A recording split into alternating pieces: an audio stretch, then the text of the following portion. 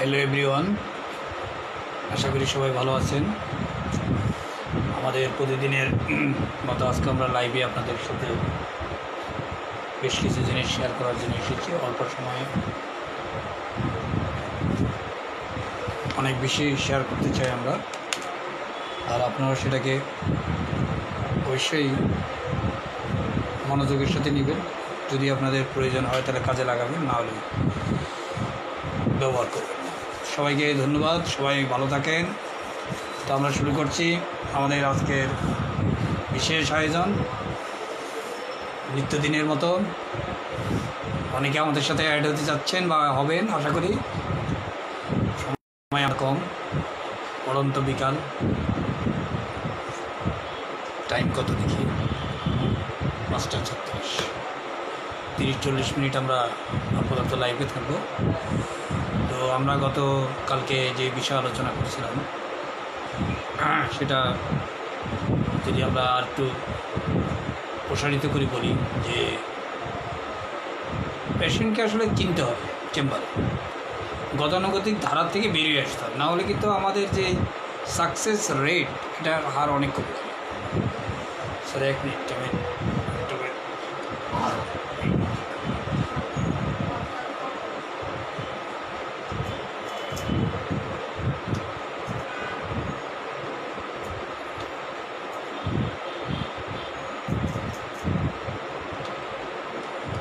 যেটা বলছিলাম, এর মধ্যে অবজারভেশন পার্টটা খুব গুরুত্বপূর্ণ। আমরা গতকালকে ফসফরাস নিয়ে বিশেষ আলোচনা করেছিলাম, যে ফসফরাসকে আমরা অল্প মানে সময়ের ভিতরে কিভাবে চিনব, এই বিষয়গুলো খুব ক্রিটিক্যাল। কিন্তু যদি আমরা একবার বুঝে ফেলতে পারি, আমি নিজেও, তাহলে আমাদের প্র্যাকটিস অনেকটা সহজ এবং ক্লিয়ার হয়ে, পিসফুল হয়ে। নাহলে আমরা আমার ব্যক্তিগত জীবন থেকে আপনাদের সাথে শেয়ার করছি, অনেক কেস আমরা 1 ঘন্টা 1.5 ঘন্টা কেস টেকিং করছি, কিন্তু কাজের কাজ কিছুই হয়নি। হয়তো 1.5 ঘন্টা কেস টেকিং করার পর মেডিসিন দিলাম, কাজে হয়নি। তখন তো আসলে বুঝতাম না, তখন আমাদের যারা শেখানোর তারা শিখিয়েছে যে লম্বা সময় যাবৎ কেস টেকিং করতে হবে, তারপরে তুমি একটা মেডিসিন দিবে, সেখানে পারফেক্ট, মানে হোমিওপ্যাথি কেস টেকিং মানে বিশাল একটা যুদ্ধ করার মতো। হ্যাঁ, বিশাল যুদ্ধ করতে হবে। কিন্তু কেউ আমাদেরকে এই বিষয়ে আমাদের প্রথম দিকে বলেনি যে কেস টেকিং আসলে এই যে আর্ট, এই আর্টটা কীভাবে আমাদেরকে আমাদের চেম্বারে এটা অ্যাপ্লিকেশন করতে হবে, এই জিনিসটা কেউ শিখায়নি। সবাই কেস টেকিং গতানুগতিক দ্বারা একটা ফর্মা, এটা নিয়ম, এটা রিচুয়াল মেনে কেস টেকিং করো, তারপরে একটা ম্যাথমেটিক্যাল কোডিং করে একটা মেডিসিন। আমি বলছি না এটা খারাপ, এটা ভালো, কিন্তু এর বিকল্প বা অন্য কোনো আরও সহজ পদ্ধতি ধাপে ধাপে আমরা এটাকে অ্যাচিভ করতে পারি, এই বিষয়ে কোনো চেঞ্জ আসে নাই এখনও। সেই গতানুগতিক দ্বারাই কেউ বা সিঙ্গেল একটা কথার উপরে একটা মেডিসিন সিলেক্ট করে দিচ্ছে। এই বিষয়টা আমরা মনে করি যে, আমি আপনাদের সাথে এই জন্য শেয়ার করছি, আপনারা অনেকে টিচার, বিভিন্ন কলেজের সাথে জড়িত আছেন বা বিভিন্ন অ্যাসোসিয়েশনের সাথে আপনারা সম্পৃক্ত আছেন। আপনাদের প্রতি আমার রিকোয়েস্ট যে ফিলোসফিক্যাল পার্ট, যেটা আমাদের ওল্ড স্টলওয়ার্ডরা রেখে গেছে তাদের বই, এটাকে ভালো করে আমরা দেখছি যে অধিকাংশই চিকিৎসকরা এগুলো পড়তে ইচ্ছুক না। তাদের কথা হলো কি মেডিসিন হবে, এই একই কথা, সবার মুখে একই কথা। মোবাইল পরে এখন তো আর কথা বলতে কোনো অসুবিধা নেই, টাকা লাগে না, কয়েক সেকেন্ডে একটা ফোন করে দিল, কী ওষুধ হবে। মনে হয় যেন আমরা একটা, মানে আমি পড়তে পড়তে জাদুমন্ত্র শিখে ফেলছি। কয়েক মুহূর্তের মধ্যে 2-3 কথা বলবো, একটা মেডিসিন বলে দেবো, ওটা মানে শুয়ে পড়া রোগী দাঁড়িয়ে যাবে এবং দৌড়তে বাড়িতে চলে যাবে, এরকম একটা মানে চিন্তা চেতনা। আসলে বিষয়টা যতটা সহজ আমরা ভাবছি তত সহজ না। বা এরকম কোনো আমার কাছে টেকনিক আমি আবিষ্কার করে ফেলিনি যে আমি খুব সহজেই সব কিছু বলে ফেলবো, বলার সাথে সাথে একটা ওষুধ বলে ফেলবো, সেটা খেয়ে রোগী ভালো। যতক্ষণ পর্যন্ত এই আর্টটাকে আমরা আয়ত্ত করতে না পারবো তত সময় পর্যন্ত যতই আমরা রুব্রিক শিখি না কেন, রুব্রিক কী করবেন আপনি বলুন? এত রুব্রিক শিখে আপনি কয়টা রুব্রিক বা আমি কয়টা রুব্রিক শিখতে পারি? শুধু মাইন্ডের কথাই না, ছেড়ে দেন আদার্স রেপার্টরির অন্যান্য চ্যাপ্টার কিছু হবে না। এই রুব্রিক আমাদের মনে রাখা, মাইন্ডের রুব্রিকগুলো মনে রাখা। যদি আমরা প্রত্যেকটা রুব্রিকে কোর ফিলিং বুঝতে পারি, এই মেটাফরিক্যাল স্পেয়ার সুপারস্টিশাস কিছু কিছু রুব্রিক এত অপপ্রয়োগ হচ্ছে ইদানিংকালে, fair extravagance, fair superstitious, light desire, playful, general superstitious, একদম অপপ্রয়োগ। আপনি একটা দেখেন, একটা কমন ল্যাঙ্গুয়েজে সবাই এই ধরনের কথাই বলে। তো সেই কমন ল্যাঙ্গুয়েজে সবাইকে রাষ্ট্রক দিয়ে দিলে কীভাবে হবে? এখন তো করোনার সিজন, এখন অধিকাংশ ডাক্তাররা মনে করতেছে যে আমার বাড়ির পাশে করোনা হয়েছে, এখন আমারও হতে পারে, লাগাও সুপারস্টিশাস দিয়ে দাও রাষ্ট্রক্স। রাষ্ট্রক্স কি শুধু সুপারস্টিশাসের মধ্যে আছে, আর বাকি রুব্রিকের মধ্যে নেই? আছে। তো টোটাল ফিলিংটা ধরে তো দিতে হবে। হোমিওপ্যাথি কোনো খণ্ডিত অংশ না, বা এটা আলাদা কোনো পার্ট, যে ওই পার্টটা মিললেও বাকিটা না মিললেও চলবে, তাতেই পার পেয়ে যাবে। হয়তো সিমিলার হবে, সিমিলিমাম হবে, পেশেন্ট যেটা আমরা নিজেরা ফিল করি, আমাদের লাইফে ফিল করি আমরা কতটা সাফার করছি। আমরা তো সবাই হোমিওপ্যাথি ট্রিটমেন্টে নিচ্ছি দীর্ঘ সময় যাব, আমাদের কি স্বাস্থ্য, পরিবারের স্বাস্থ্য সব ভালো আছে? চলেন আজকে একটা কেস নিয়ে আলোচনা করি। কেসটা খুব ছোটো, এটা চাইল্ডের কেস। অনেকদিন যাবত চাইল্ড কেস আপনাদের সাথে শেয়ার করি না।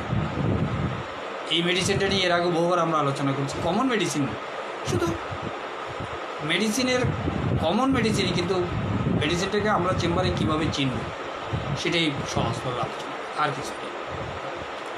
তো ছেলের বয়স হলো 8 বছর। মেনলি সে তার প্রধান কমপ্লেন হলো তার চোখে ওয়াটারি ডিসচার্জ, খুব আঠালো ডিসচার্জ। এতে করে তার চোখ লাল হয়ে যায়, চুলকায়, জলে, এবং 8 বছরের ছেলে যা হয় আর কি, যখন এরকম সমস্যা হয় তখন রাবিং করে হাত দ্বারা কষে, সেইগুলো তারপরে আরও ইরিটেশন হয়ে যায়, এবং আরও আঠালো রড গড়া থাকে। এটা বাচ্চার জন্য যেমন একটা কষ্টকর, বাবা মার জন্য তো আরও ওরিড হয়ে গেছে তারা ছেলেকে নিয়ে, যেহেতু এই সমস্যাটা তেমন সমস্যা ছিল। তারা আই স্পেশালিস্ট দেখিয়েছে, আই হসপিটালগুলোতে বিভিন্ন জায়গায় তারা গিয়েছে, তারা সবাই অ্যান্টি অ্যালার্জেটিক আই ড্রপ এগুলো দেয়। এগুলো দিলে হয়তো কিছুটা ইমপ্রুভ হয়, কিন্তু টোটাল ইমপ্রুভমেন্ট আসতেছে। তো যাই হোক, যেটা সাধারণত হয় হোমিওপ্যাথিতে একবার ট্রাই করার জন্য আসে। তো তার এটা হলো মেজর, মানে রুগীর প্রধান কমপ্লেইন। এখন পেশেন্টকে জিজ্ঞেস করা হয় যে আসলে তোমার সমস্যা কী বলো? রুগী বলে আমি আমার চোখে চুলকালে আমি চোখ দ্বারা হাত দিই, এটাকে ঘষি। তো মা বলে যে আরে এমন সমস্যা হয় মাঝে মাঝে, কান্নাকাটি শুরু করে, বলে যে আমি চোখ তুলে ফেলতে ইচ্ছা করে রাগের চোখে। মানে অ্যালার্জেটিক সমস্যাটা যখন বাড়ে তখন ইরিটেশনটা অনেক বেশি থাকে। আপনার সবসময় চোখ লাল থাকে, হালকা চুলকানি থাকে, অ্যান্টিহিস্টামিন খেলেও কমে গেল, বাট নির্দিষ্ট সময় পর হঠাৎ করে বেড়ে গেলো যে কোনো কারণে, এনভায়রনমেন্টাল প্রবলেম হতে পারে, অন্য কিছু হতে পারে, তখন পেশেন্ট খুব ইরিটেট হয়ে যায়। এটা মায়ের ভাষ্য। সে যখন ঘুমাতে যায়, সমস্যাটা হলো যে তার লাইট সেন্সিটিভিটি আছে, তার লাইট সেন্সিটিভ, যার কারণে যতক্ষণ পর্যন্ত আশপাশের সমস্ত লাইটগুলো অফ না হয়, মানে বন্ধ না হয়, ডার্ক একটা অ্যাটমসফিয়ার তৈরি না হয়, ততক্ষণ তো সে শোয়ার পরে কী করে মুখের উপরে চাদর বা পাতলা টাওয়েল বা গামছা এটা ইউজ করে, যাতে অন্ধকার হয়, সেন্সিটিভিটিটা কম হয়, বাতি আলো এগুলোতে তার খুব সমস্যা। এমনকি ফুল স্পিডে ফ্যান চালালে ফ্যানের যে বাতাসটা এটা চোখে লাগলো, তার সমস্যা নেই।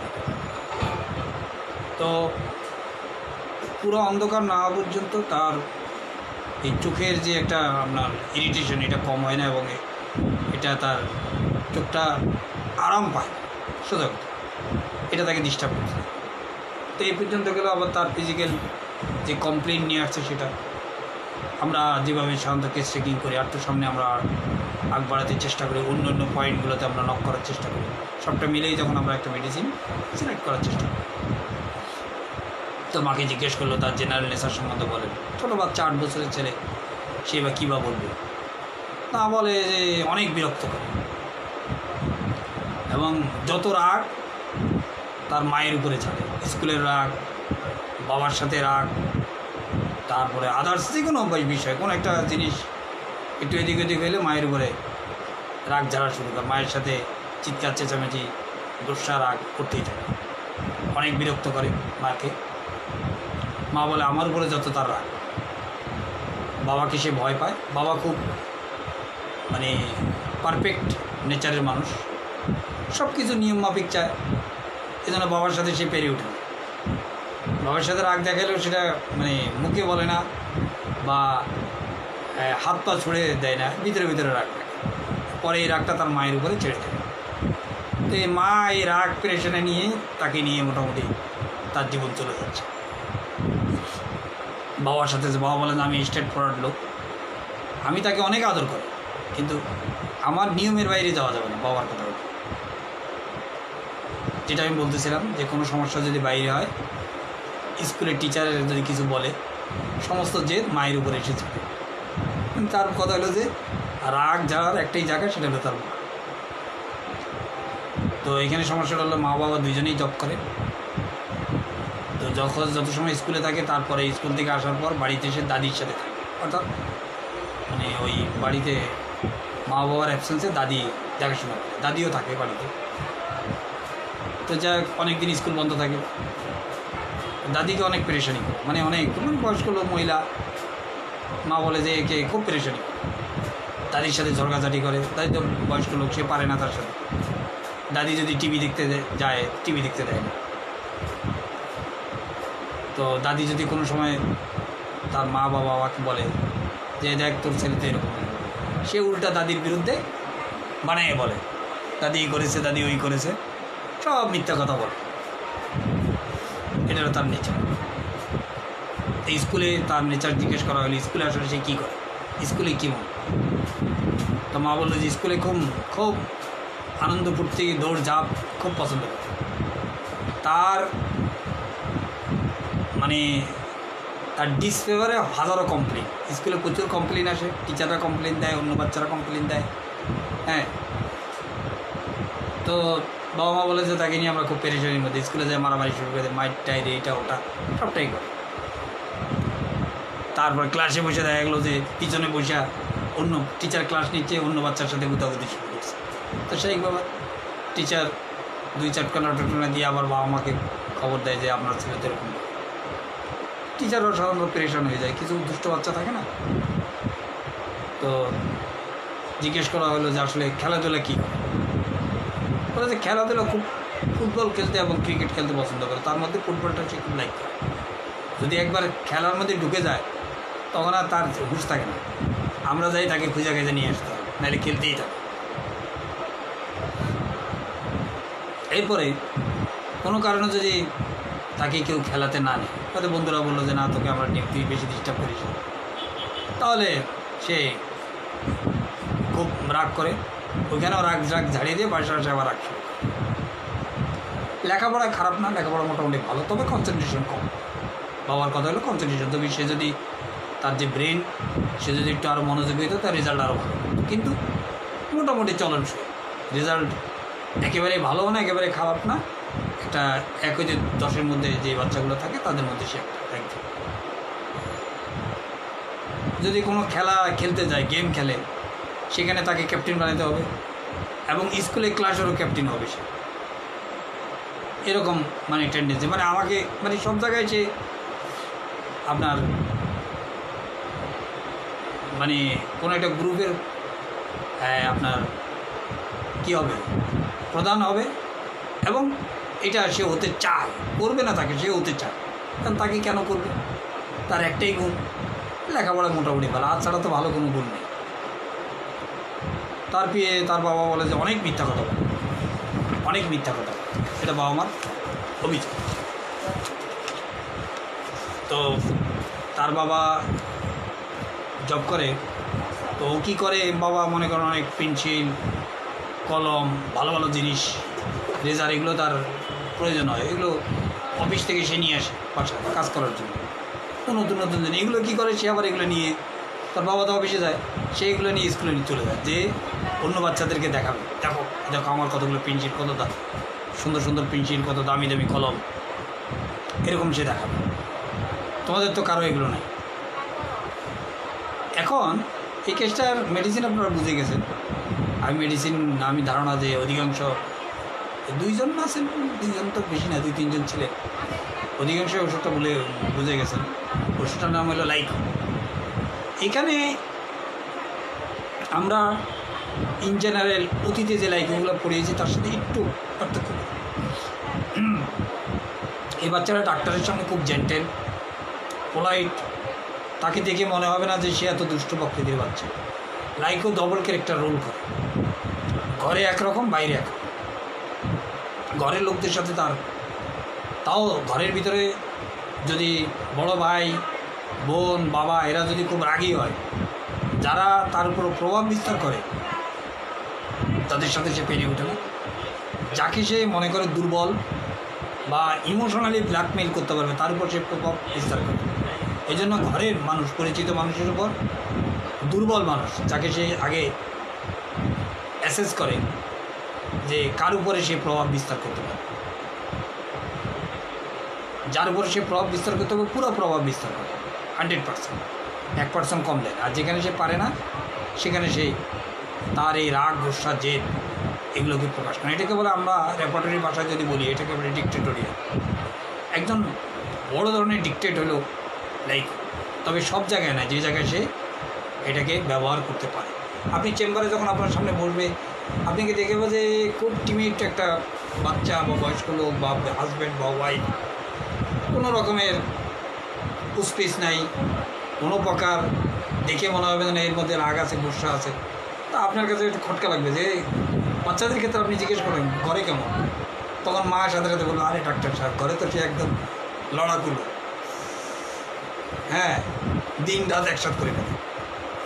এটা হলো লাইকোপোডিয়ামের। এই জন্য টিমিডিটিতে লাইকোপোডিয়াম, অনেক টিমিডিটির উদ্ভিদের মধ্যে লাইকোপোডিয়ামাস। বাট সে প্র্যাকটিক্যালি অতটা ভালো মানুষ না। আমরা এতদিন এই কনসেপ্ট আপনাদেরকে দিয়েছি। তবে এই বাচ্চাটা স্কুলে গিয়ে এরকম করে কেন? লাইকোর ইন জেনারেল বাচ্চারা স্কুলে এই ধরনের আচরণ করে না। আপনাদের এটা কথা খেয়াল রাখতে হবে যে প্রত্যেকটা কেস গতানুগতিক ধারায় সবসময় হবে এমন কোনো জরুরি না। তো গতানুগতিক ধারাটাকে থাকবে, তবে একটু এদিক ওদিক হতে পারে, সেইটাও আপনাকে ম্যাথমেটিং করতে হবে, নাহলে বলে মুশকিল হবে। স্কুলের পার্টটা যদি আমরা দেখি, অনেকে লাইকোপোডিয়াম এখানে দিবে। স্কুলে কেন সে এই যে মারপিট, দাঙ্গা এগুলো করে কেন, সেখানেও একটা কারণ আছে। যদি আপনি একটু বাঁকাভাবে চিন্তা করেন তাহলে হয়ে যায়। সেই কারণটা হলো এরকম, এই বাচ্চাটা পাওয়ার চায়। লাইকোর যে প্রধান গুণ ডিক্টেটোরিয়াল লাভ পাওয়া। লাইকো পাওয়ার চায়, তার জীবনের উদ্দেশ্য পাওয়া। একটা বাচ্চা, আপনি বয়স এজের সাথে সাথে লাইকোকে চিন্তা করেন, একটা ছেলে সে কিন্তু অতটা হিপোক্রেট, ডিসিটফুল, ম্যানিপুলেটিভ এই গুণগুলো তার মধ্যে এখন তৈরি হয়। এই জন্য এই ক্যারেক্টারগুলো ধাপে ধাপে তৈরি হয়। আমরা বুঝতে হবে এই ধরনের ক্যারেক্টার, মানে একটা ডিসিটফুল, মনে করেন আমাদের রাজনৈতিক নেতা বা সোশ্যাল ওয়ার্কার বা বিভিন্ন লোকরা এই যে ডিসিটফুল হয়, হিপোক্রেট হয়, এগুলো কিন্তু একদিনে হয় না, ধীরে ধীরে নিজেকে তৈরি করে। ভাই বোন কিন্তু তৈরি করা সম্ভব না। তো লাইকোর বাচ্চা স্বাভাবিকভাবে এই গুণগুলো এখনও সে নিজের মধ্যে ডেভেলপ করতে পারে, খারাপ গুণগুলো, যার কারণে এরা অনেক সময় এই লাভ পাওয়ারের জন্য ডাইরেক্ট অ্যাপ্লিকেশন করে। লাভ পাওয়ারের জন্য এরা ডাইরেক্ট অ্যাপ্লিকেশন করে তাদের নেচারটাকে। ওইখানে অনেক সময় তারা স্কুলে বা গেম তারা যে খেলে, ওইখানের মধ্যে দেখলো বাচ্চাদের সাথে মারামারি শুরু করে। এটা রেয়ার লাইকো, পিকুলিয়ার লাইকো। লাইকো সাধারণত ঘরে বা যারা তার থেকে কম শক্তিশালী, দুর্বল, তাদের উপর প্রভাব বিস্তার করার চেষ্টা করে। বাট কিছু কিছু লাইকো পাওয়া যায় তাদের, যেহেতু তার মূল সেন্টারে বসে আছে ডিক্টেটোরিয়াল লাভ পাওয়ার, সে পাওয়ার চায়। এই পাওয়ারকে পাওয়ার জন্য সে স্কুলেও এই নেচারটা, এই বিহেভিয়ারটা ফলো করে। এই কেসটা এই জন্য আমার বলা, এই যে বিহেভিয়ার নেচারটা সে অ্যাপ্লাই করে এখানে, কারণ হলো সে মনে করে যে এই লোকগুলোর উপর আমার কর্তৃত্ব করতে হবে। কর্তৃত্ব করার জন্য তো আমাকে লাইকও কখনোই ভাবে না যে খুব সহজ হয়তো কোনো কিছু পাওয়া যাবে, মানে ধরেন মাইন্ডলি ভাই, দাদা, চাচা, মামা মাথায় হাত বুলিয়ে কোনো কিছু অর্জন করা যাবে, এটা লাইকও কখনো ভাবে না। তার টার্গেট থাকে যে আমাকে যদি উপরে উঠতে হয় তাহলে অবশ্যই আমাকে প্রভাব বিস্তার করে উপরে উঠতে হবে। তবে কিছু কিছু লাইকের ক্ষেত্রে আমরা দেখি ফ্লাটারিং করে, সেটা বাধ্য হয়ে করে। কেন করে জানেন? যদি সেটা সে না করে, ওখানে যদি সে পাওয়ার বেড়াতে, তাহলে তাকে মার খেতে হবে। তার বিপরীত পক্ষে তাকে ছাড় দিবে না, তাকে মার দিবে। ওটার থেকে বাঁচার জন্য সে অনেক ক্ষেত্রে ফ্লাটারিং করে এবং সেখানে তার পাওয়ার প্রয়োগ করে। বাট ইন জেনারেল লাইকের মনের মধ্যে, দিলের মধ্যে সবসময় থাকে যে আমি সবার উপরে কর্তৃত্ব করব, কিন্তু এটা অনেক কারণে হয়ে ওঠে। যেখানে পারে না সেখানে খুব সাইলেন্ট থাকে সে, যেখানে পারে 100% প্রয়োগ করে। লাইকও এমন কোনো মেডিসিন না যাকে চিনতে অনেক কষ্ট হবে, ফসফরাসের মতো না। খুব ইজি ওয়েতে একটু সার্চিং করলে আপনি ইজি ওয়েতে লাইকোকে দেখে বুঝে ফেলবেন, এবং 2-4টা কোশ্চেন করলে তার অ্যাটেন্ডেন্সকে আপনি বুঝে পারবেন যে এই লাইকো খুব বেশি, মানে যদিও হিপোক্রেট, ডিসিটফুল এই জাতীয় রুব্রিকের মধ্যে আছে, এই রুব্রিকগুলো অনেক পরে অ্যাড হয়েছে লাইকোতে। লাইকের প্রথম দিকে রুব্রিক না এরা, যার কারণে ক্লিনিক্যাল রুব্রিক হওয়ার কারণে এগুলোর গুরুত্ব অনেকটা কম। এই জন্য লাইকো ইন্টেলিজেন্ট ঠিক আছে, কিন্তু সে তার নেচারটাকে হাইডিং করে, হাইডিংয়ের মধ্যে আছে, অ্যাফেক্টেশনের মধ্যে, সব জায়গায় দেখবেন লাইকো আছে। ওইভাবে ফসফরাসের মতো পারে না, কোনো না কোনো সময় তার এটা প্রকাশ হয়ে যায় এবং প্রকাশ করেই ফেলে, এবং তার অ্যাটেন্ডেন্স তাকে বলবে।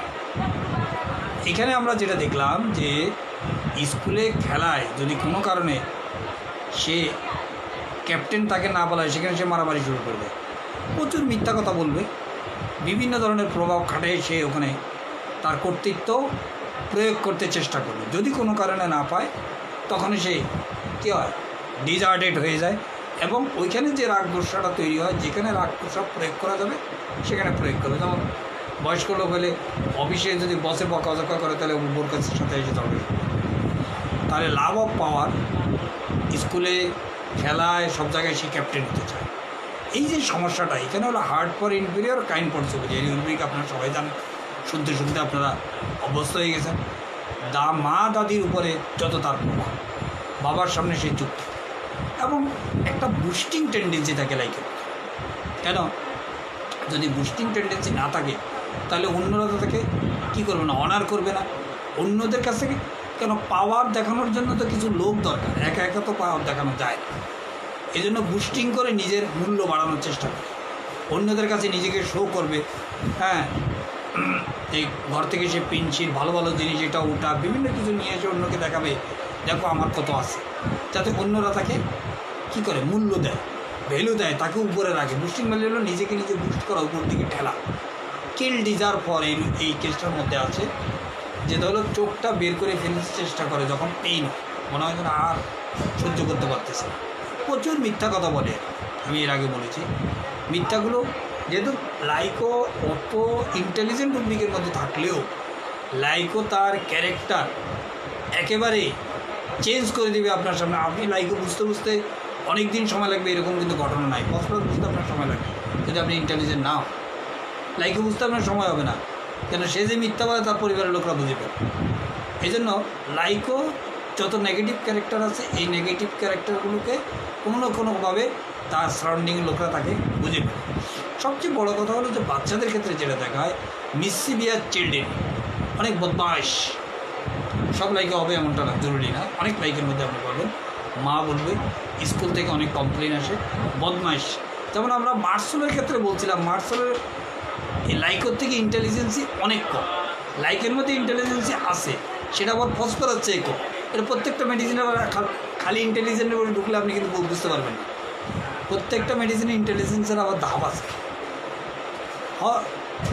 মার্শালের মধ্যে এরকম না দুম ধারাক্কা মেরে দিবে, ফাড়াই দেবে, এ ওইভাবে যাবে না। অত বিপরীত পক্ষ জানে যে যদি আমি বেশি পাওয়ার খাটে যাই তাহলে সব পক্ষ একসাথে আমাকে পাই, এটার লাইকের মধ্যে ভয় আছে। এই জন্য সে দুষ্টামি করবে। এটাকে কী বলে, মিসকে শয়তান বলে আমাদের বাংলা ভাষায় একটা কথা, মিসকে শয়তান। মানে এমনভাবে শয়তানি করবে, বেশিরভাগ ক্ষেত্রে সে কেটে যাবে, বের হয়ে যাবে, কিন্তু অনেক ক্ষেত্রে ধরা পড়ে যাবে। ধরা পড়লে কমপ্লেন করবে। তবে নেগেটিভ কারো হাত পা ভেঙে দিবে, নাক ফাটাই দিবে, মনে করেন যে হেভি শক্তি থাকবে, এরকম কিন্তু লাইকে কিন্তু ফিজিক্যালি আবার মনে রাখতে হবে। এগুলো বহুবার আপনাদেরকে আমি বলেছি বিভিন্ন ভিডিওতে। যার কারণে এর চালাকি, এর দুষ্টামিটা থাকবে, একটু ইন্টেলিজেন্সের চাপ থাকবে, একটু ইন্টেলিজেন্সের প্রভাব থাকবে। এ ডিসিপ্লিননেস নেচারের মাধ্যমে তার এই ক্লাসের মধ্যে হয়তো পিছনে বসে অন্য বাচ্চাদের খোঁচাখুচি করবে। টিচার তো বুঝে ফেলবে, কেন টিচাররা যদি টিচিং করতে করতে বাচ্চাদের চেহারা দেখলে সে বুঝতে পারে, তো স্বাভাবিকভাবে কমপ্লেন করে। তো যে বাচ্চাটা তার বিরুদ্ধে কমপ্লেন করেছে তাকে বাইরে ফেলে পিঠা দিবে এমনটা না, লাইকের ভয় আছে যে এরা সবাই মিলে ধরে আমাকে মার দিতে পারে। এই জন্য সে টেকনিক্যালি তার দুষ্টামিগুলো প্রয়োগ করে, বিভিন্নভাবে মিথ্যা সত্য মিলায় ঝিলায় একটা সিচুয়েশন তৈরি করে। তাহলে আমরা কি দেখলাম যে তার মধ্যে একটা বদমাইশি টেন্ডেন্সি আছে, পরিবারের লোকরাও জানে সে ঝুট এবং মিথ্যা কথা বলতে ওস্তাদ। পম্পাস ইম্পর্টেন্ট আছে, নিজেকে শোডাউন করার একটা প্রবণতা। শোডাউন না করলে পাওয়ার কাটাবে কীভাবে, অন্যরা তাকে অনার করবে কীভাবে। লাইকো মিসচিভিয়াস তবু তাকে ক্যাপ্টেন বানায়, কারণ অনেক লাইকও দেখবেন যে ক্লাসে ক্যাপ্টেন হয় কিন্তু তার তো আচরণ ভালো লাগে। এটা আমি কিছুদিন আগে লাইকো আপনাদের সামনে বলছিলাম, লাইকোর বাচ্চারা আরেকটা গুণ, ফ্লাটারিং একটা গুণ আছে। সে জানে যে কাকে কি ডোজ দিয়ে টিচারকে সে এমনভাবে অ্যাপনোটাইজ করে ফেলবে, টিচাররা তাকে অনেক সময় ক্যাপ্টেন বানায় ফেলবে যে না এই বাচ্চাটা দুষ্ট হলেও কাজে। লাইকোর টিচার মনে করবে না লেখাপড়া তো মোটামুটি আছে, খারাপ না, তো মধ্যম কিসিমের ছাত্র, উইক, একটু দুষ্ট, কিন্তু অন্য গুণ আছে তার। দেখা গেলো যে খেলাধুলায় সে হয়তো ভালো, তারপরে দেখা যাবে যে অনেক জিনিস সে করে ফেলতে পারে, তার মধ্যে যত ইন্টেলিজেন্স আছে, স্যার বলে টিচার বলে এই নিয়ে আসো তো এটা, সে এটা নিয়ে আসে, এটা করে ফেলে অন্য বাচ্চা থেকে। যেহেতু তার মধ্যে একটা আপনার কি একটা আপনার এটাকে আমি কি বলবো,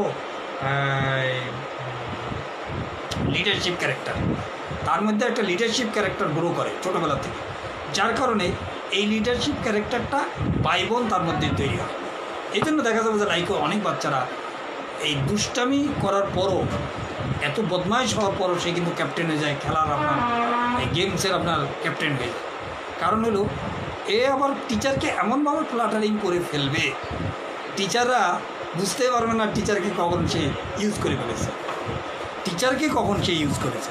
এই সময় দেখা যাবে যে টিচারের হয়তো দেখা গেলো যে টিচারের কাছে টিউশন পড়বে, অথবা টিচারকে গিফট নিয়ে আসবে, অথবা এমন সব কিছু করবে। টিচাররা তারকে অনেক দেখবেন যে ক্লাসের মধ্যে, আপনারা যখন স্কুলে পড়ছেন জানেন আমাদের অনেক বন্ধুবান্ধব আছে তারা অনেক দুষ্ট, কিন্তু তার মধ্যে অনেক কিছু কোয়ালিটি আছে যে কোয়ালিটির কারণে টিচাররা একটু অন্য নজরে তাকে দেখে।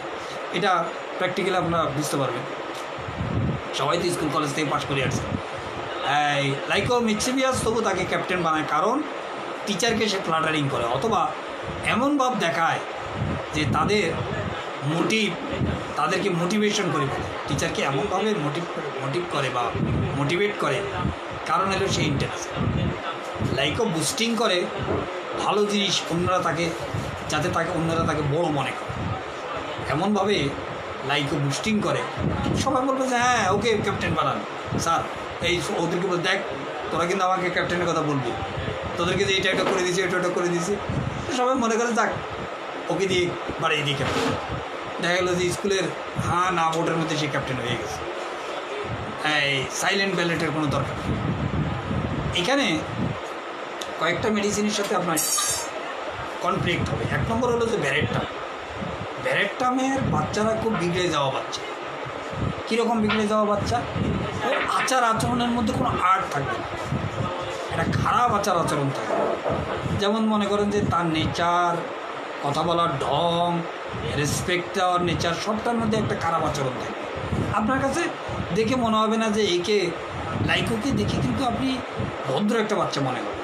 এবার একটা টিমিডিটি, একটা মাইল্ডনেস, একটা স্মাইলনেস তার ফেসের মধ্যে থাকে এবং আপনি একে খুব সহজেই মানে এই তার প্রতি খারাপ কমেন্টস করতে পারবেন না, যখন পরিবার থেকে না, যতক্ষণ পর্যন্ত না শুনবেন আপনি, ঠিক আছে? আর ব্যারেট্টামকে আপনি দেখেই আপনার চেম্বারে ঢোকার সাথে সাথে একটা গন্ধ বেরোবে, তার মানে গন্ধ মানে কি, ব্যাড স্মেল, তার শরীর থেকে ব্যাড স্মেল না, মানে দেখে মনে একটা গান্দা গান্দা আচরণ আছে না। অনেক লোক দেখবেন যে ব্যারেট্টামের লোক আপনার চেম্বারে বসে আছে,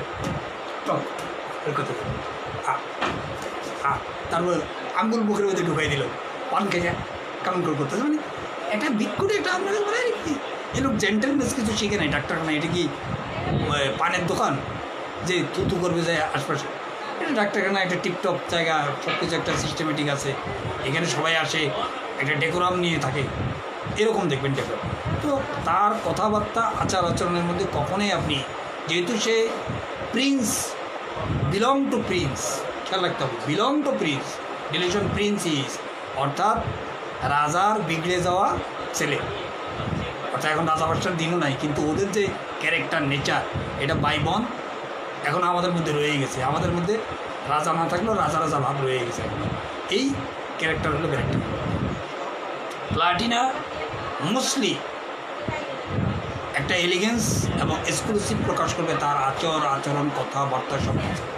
আপনাকে ছোট করে দিবে, এমনভাবে ছোট করবে যে ছোট করলে আপনি লজিক্যালি আপনাকে ছোট করে দেবে। তো আমি এর আগে কয়েকটা জায়গায় বলছি যে বাচ্চারা, বড়রা, এরা যখন এই প্লাটিনার কাজগুলো, সে যে সবচেয়ে প্রিসিয়াস ম্যাটার এবং সবচেয়ে ভ্যালুয়েবল ম্যাটার, এটা কিন্তু তার আচরণে বোঝা যাবে, নাহলে তার ভ্যালুয়েবল মেটাল হবে কেন? পৃথিবীর মধ্যে সবচেয়ে আপনার প্লাটিনা, এখন তো ডায়মন্ড অ্যাভেলেবেল হয়ে গেছে ইউজ করা মানুষ, তাই না?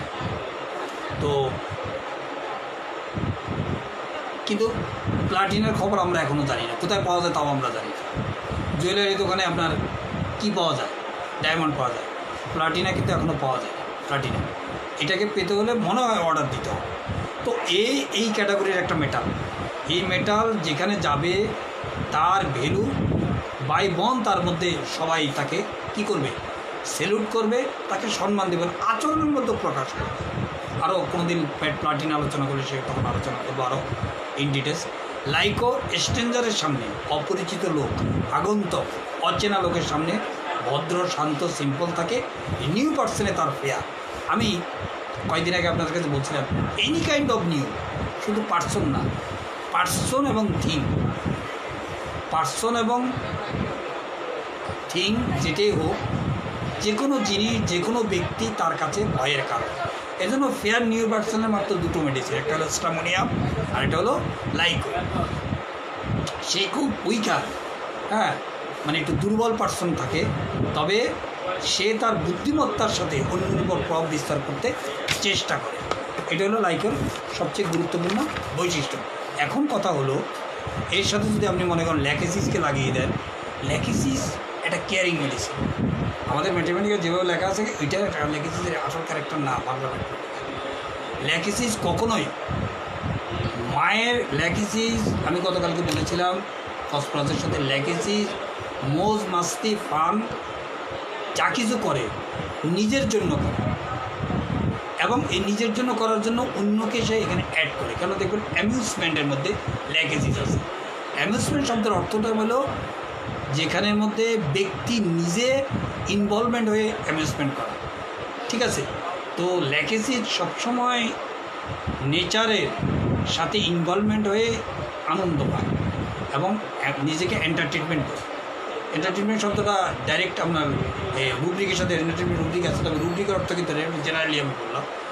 ল্যাকেসিস সবসময় তার যে নেচার, ভিভাসিয়াস নেচার এবং তার মৌজ মাস্তি নেচার, এটাকে সে প্রয়োগ করে নিজের জন্য, নিজেকে সে সবসময় একটা জলিক কন্ডিশনে রাখতে চায়, ইসেন্টিক কন্ডিশনে রাখতে চায়, ঠিক আছে, এক্সটেসি কন্ডিশন রাখতে, ভিভাসিয়াস কন্ডিশনে রাখতে চায়, যার কারণে বাস্তবতার সাথে সে তাল মিলিয়ে চলে।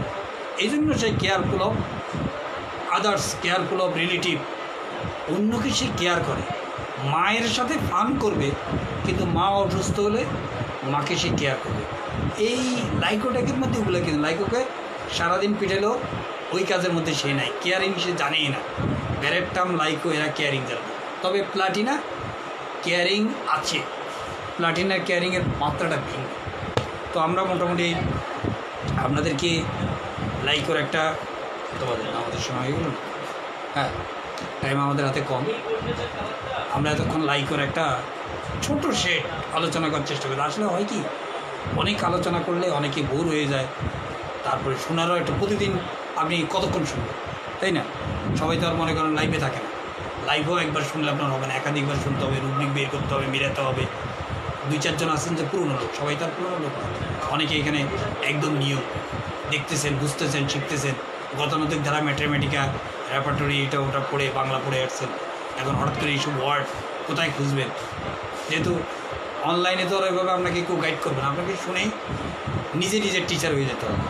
তো এই জন্য অনেকে একটু টেকনিক্যাল প্রবলেম হয়েছে, আমি আলোচনাগুলো একটু শর্ট করে দিতে চাই, যেহেতু একটু সময় লাগবে অনেকেই বুঝতে বা বোঝার চেষ্টা করতেছেন, চেম্বারে কাজে লাগানোর চেষ্টা করতেছেন। এই জন্য আশা করি, হ্যাঁ হ্যালো, ওয়ালাইকুম আসসালাম, হ্যাঁ আছে আছে।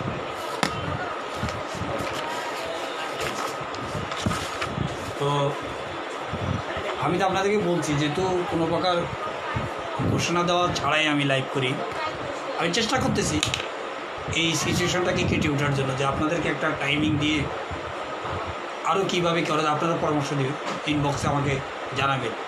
আমরা ফেসবুকের বাইরে জুম করতে পারি কিনা, আগামী মাস থেকে জুমে করতে পারি কিনা সেটা আপনারা জানাবেন। তাহলে হয় কি, আমাদের এখানে নন মেডিকেল লোক কম অ্যাড হতে পারে, ঠিক আছে, মেডিকেল লোক সবচেয়ে বেশি অ্যাড হতে পারে, এবং আমরা ওখানে ইন্টারেক্ট করতে পারি দীর্ঘ সময় যাব, এবং আপনাদের অনেক কোশ্চেনের উত্তর এখানে দেওয়া যেতে পারে, ঠিক আছে। জুমে আমরা অ্যাড হতে পারি কিনা এই নিয়ে আমরা আলোচনা করতেছি।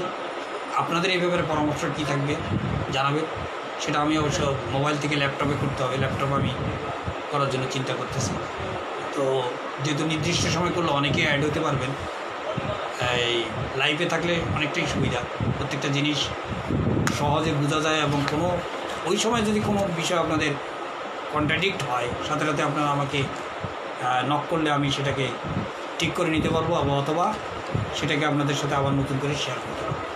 তো আমি এই পর্যন্ত যা কিছু আপনাদের সাথে আলোচনা করলাম, যারা পরে শুনবেন, এখন যারা শুনেছেন তো শুনেছেন, যারা পরে লাইভ শুনবেন না রেকর্ডিং শুনবেন, তাদের প্রতি রিকোয়েস্ট থাকবে যে এগুলো বারবার আপনারা শুনবেন, নিজে নোট ডাউন করবেন। দেখেন, আমার কাছে অনেকে ফোন করে যে আপনার এগুলো শোনার পর আমাদের অনেক চেঞ্জ হয়েছে। এটাকে আমি খুব প্রাউড ফিল করি না, আমি ফিল করি যে আপনাদের যে আমার যে উদ্দেশ্য, আমার যে চিন্তা, যে আমার এই বিষয়গুলো আমি যাদের সাথে শেয়ার করি তাদের যদি কল্যাণ হয়, সে একটু কল্যাণ হচ্ছে, এই জন্য আমি খুশি যে না, মানুষের কিছুটা হলেও ইম্প্যাক্ট এর করতেছে, সবাই এটাকে নিচ্ছে, এটা গ্রহণ করতেছে, এটাকে কাজে লাগানোর জন্য চেষ্টা করতেছে। এই জন্য আমার রিকোয়েস্ট থাকবে যে আপনারা বেশি বেশি করে এগুলোকে শুনবেন, এবং যত শুনবেন তত কোশ্চেন তৈরি হবে। আমি বারবার বলি কেন শুনতে হবে, যত শুনবেন তত কোশ্চেন তৈরি হবে। কেননা এই ধরনের লেকচার বহুবার আমি দিয়েছি, লাইভের উপর অনেক সময় অনেক জায়গায় অনেক কথা বলেছি। কোথায় আপনার কনফ্লিক্ট হয়েছে, কোথায় আপনার মানে কন্ট্রাডিকশন হয়েছে, এবং কোনো রুব্রিক আপনার জন্য ঝামেলা করেছে। এখানে একজন কালকে না পরশুতে দেখলাম কেউ একজন লিখেছেন যে এস্টামোনিয়াম এবং হায়োস, এগুলো নেই। আমি কিন্তু এগুলো আমাদের পুরনো রেকর্ডিংয়ে অনেক আলোচনা করেছি, আমি আবার আলোচনা করব এই হায়োস এস্টামোনিয়াম নিয়ে, সময় সুযোগ মতো আলোচনা করবো। তা পুরোনোগুলো আপনারা যদি শোনেন, সবগুলো আপনি ইউটিউবে পাবেন, যত আলোচনা এই পর্যন্ত হয়েছে, 2-4-5টা হয়তো ব্রেক গেছে, বাকিগুলো সবাই পাবেন ইউটিউবে গিয়ে আপনারা আবার এগুলা এই সিরিয়াল ওয়ারি দেখে নিতে পারেন, কোনো অসুবিধা নেই। তবে ঠিক আছে, সবাইকে ধন্যবাদ, আজকে এই পর্যন্ত, আল্লাহ হাফেজ।